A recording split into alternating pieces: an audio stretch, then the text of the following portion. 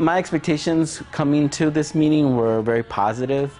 I had, at the Strategy Center, because we've engaged with Southern Echo, with SWU and SWAP, we'd heard about the exciting sort of set of conversations and exchanges that the three organizations had. The other thing is that we also work in so many sort of intertwined histories, right? Our own history with SWAP through the leadership conference on environmental justice, or our work with SWU through the U.S. Social Forum, and even more currently with Southern Echo, we've been working around Dignity in Schools campaign to end school to prison pipeline. So in that sense, it's like, oh, it's three of our favorite groups in the same room. Only something magical can come out in that.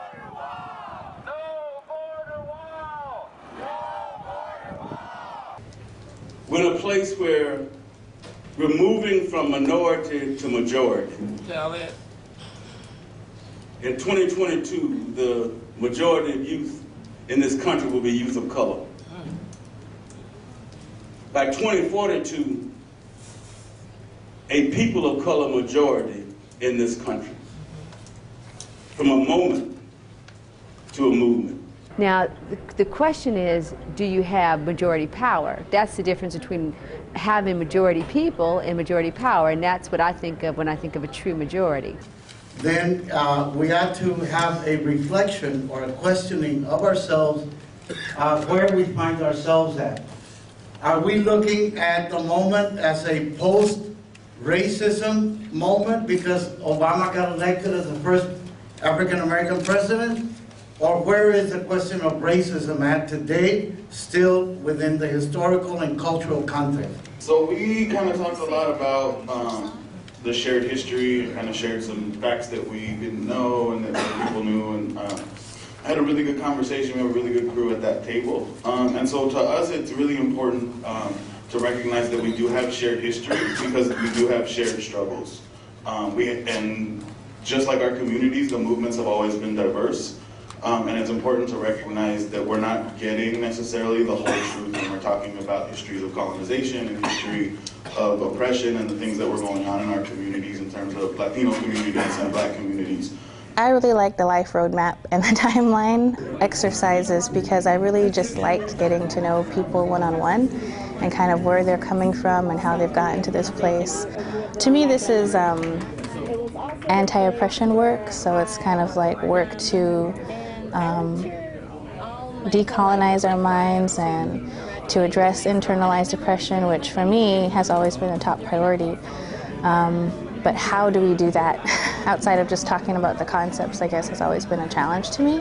So I think that a lot of the exercises and conversations that we had here at this gathering are really helpful to figure out what are the actual things that you could do, exercises you can try, conversations that you can have to kind of break down those internal barriers, that are in ourselves, but also like in between different communities and even within our own community.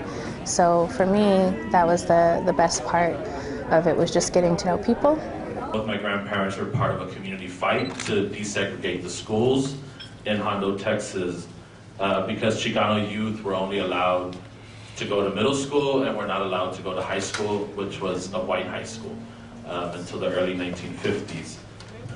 Later, their children, my father and his sisters, my aunts, organized a school walkout in the 1970s because of the mistreatment of Latino, Chicano, Mexicano youth in the schools, where if they were speaking Spanish, they would get their mouths taped with duct tape.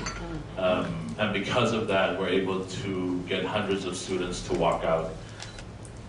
And I share this story because it really begins to tell a story of the economic, political, and social reality of Texas, the Southwest, and really the extraordinary conditions that the southern half of the United States has lived for generations. This bi-regional South by Southwest policy of low road development, we can call it, has continually failed to invest in human and social capital, has left much of the regions with poorly educated families and workers, and poor social infrastructure. Moreover, segregation and Jim Crow laws have really prevented our families from voting and exercising their constitutional rights, including organizing. One was just the intergenerational work. I think being able to see that in action in a space was really quite powerful and eye-opening in terms of what the potential was for it. I think my organization has been sort of grappling with how to do the work in a way that's much more inclusive to youth. And I think I walk away not only thinking about sort of what's the youth project to do, but how do you really do intergenerational organizing and why that's important for the sustaining of an organization and a movement. So we're going back and entering into a strategic planning process, and I feel like that will be in my mind as well as the mind of the board member from Community Voices Heard that was here with me as we think about what's important for us to work on moving forward and evolving our organization. So we're hearing lots of current rhetoric around scapegoating immigrants and blaming that on our current economic conditions and putting our communities against each other in fight for basic needs and necessities that we're not being given. Things that we need like education, healthcare, jobs. Those resources that we need to provide for our families, we're not given the opportunity in the current political moment. The political movement, I think, for youth is focused around higher education. Because if we're talking about this shift that we're going to, that youth are going to be the majority, we can't have youth who are uneducated and oppressed by the education system. And more, I'm seeing organizations and national organizations like Dignity in Schools and Provisional Schoolhouse, jailhouse, that are working on a fair and just education and getting digged back into the schools. Because there's so many times where education is, holding us back. It's not given to us correctly or in the right way for what we need to be the leaders when that time comes. I think a takeaway for me and for Black Mesa Water Coalition is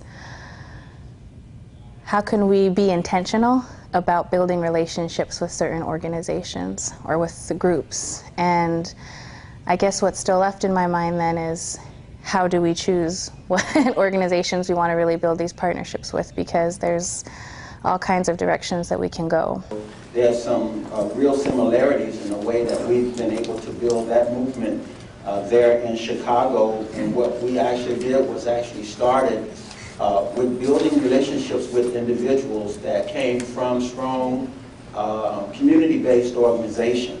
We didn't start with the organizations, we started with individuals. Because a lot of times within organizations we don't even agree. And so we began there, and from there we began to build out and invited people from their staffs, from their boards. And what we actually started with is sharing the lived experiences. In fact, the lived experiences was something that wasn't even shared across culture. We started, for example, in one particular organization, target area in Chicago, we started among ourselves because we're so splintered in how we see ourselves that we had to begin to start sharing our own stories with each other. Well, I have been following the process from afar from the beginning, and I'm very excited about it. One, I think it's really important for us as organizers to do regional strategies to build toward national and global strategies. South by Southwest, I think, provides, probably the most important potential for dealing with addressing a multiracial, multicultural, cross-class, cross-age alliance building in the country. I mean, this is where most of the black folks are, most of the brown folks are, significant indigenous population all here. And if folks here can work it out, then that means all of us can work it out. We're going to be one community. We're not just Mexican Americans, we're not just Native Americans or African Americans. We're one big group, and we need to come together if we ever want to see change happen. And this convening today is one step that we can take in order for our communities to get closer.